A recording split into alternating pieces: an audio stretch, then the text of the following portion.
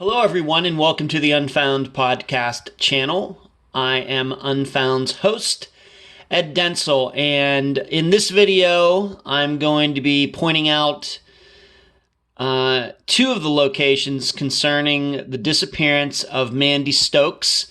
This is a disappearance we covered way back in 2017.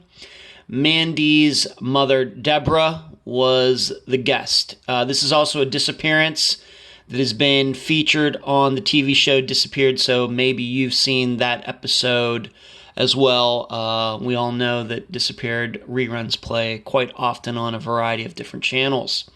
As you are watching this video, I hope that you will give it a thumbs up, and I hope that you will consider becoming a subscriber to Unfound's channel right here on YouTube. This video is another in which I'm going back to all of the old episodes that we've done on Unfound, going back to the beginning, and then I'm working my way slowly up to, I guess you'd say, the present, going back and looking at some of these disappearances and determining if a video like this one will be more helpful will add something to you understanding the disappearance better. And if there was ever a disappearance where I think that is relevant, it is certainly in Mandy's. And you should know her complete name is Alicia Amanda Stokes, but everybody called her Mandy. So if you go on to NamUs or the Charlie Project and you look for her, keep in mind, she is labeled there as Alicia Amanda Stokes, not Mandy Stokes. She disappeared in 2007 from Oakland, California. I'm not going to go through all of the details. If you have not listened to that episode yet, my interview with her mother, I urge you to go back and listen to it right now, and then maybe this video afterwards will make more sense. But she was living with her brother. Mandy was living with her brother, who was also Deborah's son. And Mandy and her brother both had some problems, addiction problems. I think her brother was more geared toward drugs. Mandy's was more geared toward alcohol. But they were living in Oakland, California, in an apartment down here at 595 Merritt Avenue. Let's zoom in there. And something went on between them that day. The brother insisted after she disappeared that their argument was no big deal, but the story he told, and I guess continues to tell this to this day, is that they got into this argument. Another apartment resident saw them arguing, and the story is that Mandy's brother went back inside to take a shower. When he came back out, Mandy was gone. He never saw her again. And then a couple days later, her car was found abandoned, and I'm going to show you that location. And this is the distance. Maybe I'll zoom out here. This is the distance between this location over here, 595 Merritt Avenue in Oakland. This is where they were living. This is approximately the area where her car was found. You can say, according to the most direct route, it says 6 minutes, 2.3 miles. So not very far. And once again, I will show you that location here in a little bit. I'm going to do a street view over there as well. So coming back to where they lived, in addition, Mandy had a boyfriend at the time who lived on the East Coast. She had just been out to see him not long before she disappeared and came back.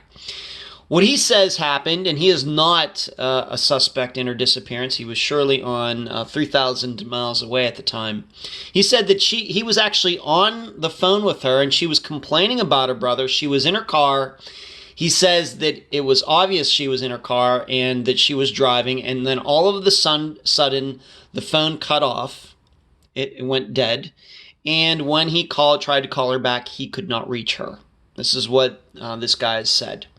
And we talked about that in the interview. Now, what confuses me, though, is that, and I have not gone back to listen to the interview, but something that I don't think I realized until I looked into the map of this disappearance just recently. I didn't do this at the time, and this is how things have changed. The way Unfound is made, this is something that I would surely do these days. That there was a story out there that when they did the pings for her car, or from her phone, she was in her car, and it said she was just driving around the parking lot. She was not really going anywhere. She was in the car, she was driving around, but she was driving around the parking lot. Well, I think that you can see from this satellite view, and the dot is right on where they lived, there is no parking lot.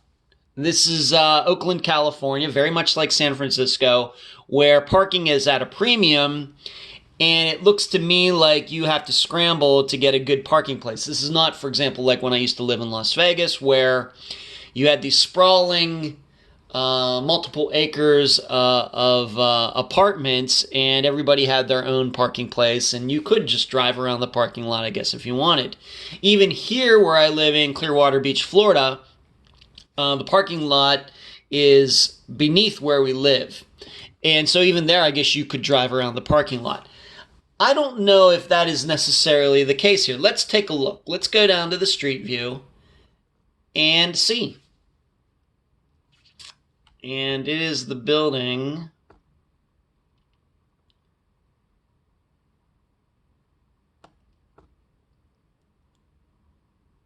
right there, right here, I believe. This one.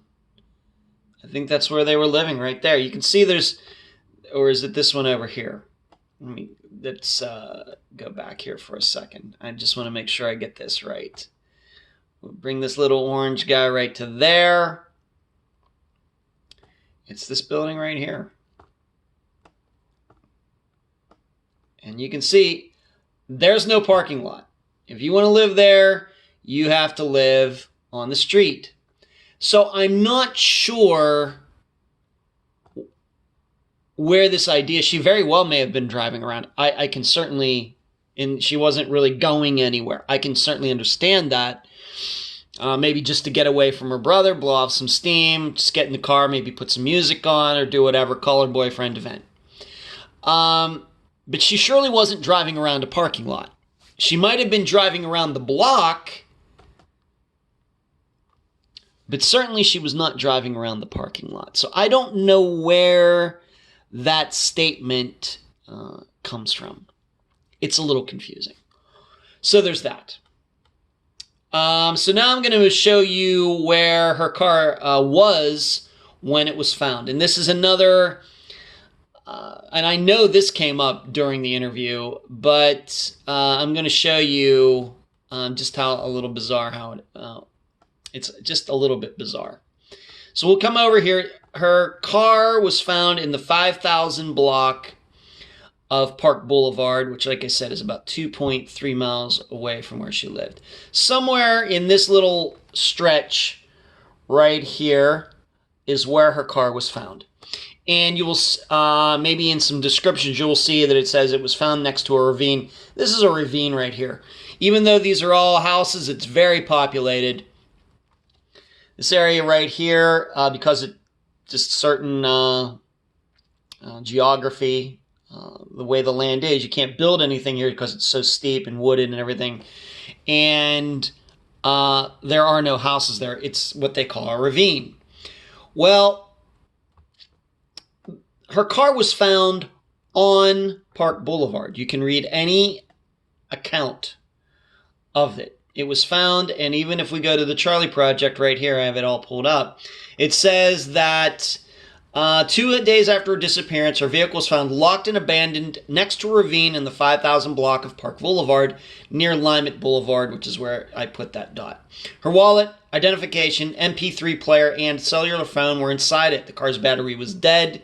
It had to be towed because it was blocking traffic. And I think that blocking traffic part is the main point. I'm guessing this is a fairly busy road. It's a 4-lane, not the traditional type of 75 mile per hour 4-lane, but you can see in the picture there, and let me just move the camera a little bit. You can see here it's 4 lanes, 2 lanes going this way, 2 lanes going that way. So her car was parked next to the ravine. Well, it's obvious that wouldn't have been blocking traffic. Is there any pull off here? I guess, I've been up and down this road a couple times. Unless, what did she do? Pull like over on, onto this bridge, this kind of sidewalk here or something. I've never read to know that is true. So it's just a little confusing that a car would be abandoned and it would just sit there, and it seemingly sat there for a while before somebody decided that it needed to be towed. In addition, it seems odd to me that this car could be abandoned like this and nobody noticed it being abandoned. It might have been done in the middle of the night, but if you listen to the interview, if you read the Charlie Project, it was found 2 days later. So what happened to this car and Mandy between this phone call that abruptly ended and her car ending up on this stretch of road next to this ravine? And you should know, yes, this area was searched, and of course nothing, no remains, no signs of Mandy were found. I just don't know. We talk quite a bit about abandoned cars on Unfound, but rarely are they abandoned right in the middle of a street.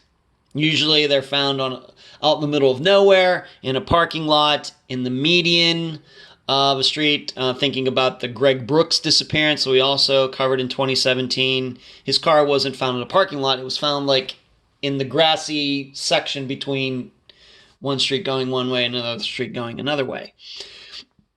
So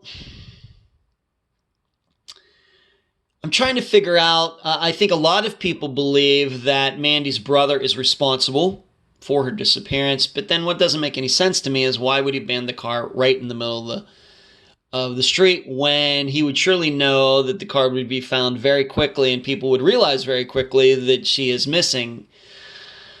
It's hard to understand.